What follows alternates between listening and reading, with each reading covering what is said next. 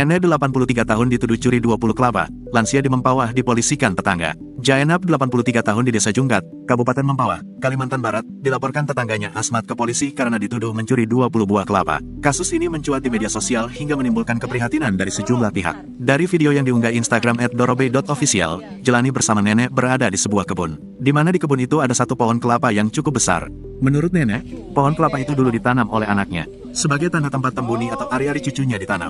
Dalam tradisi orang Bugis, memang ari-ari bayi yang baru lahir dikubur, lalu diberi tanda dengan ditanami buah kelapa. Maknanya, agar anak nantinya tumbuh besar dan produktif. Nah, buah kelapa inilah yang hari-hari diambil oleh sang nenek untuk keperluan memasak.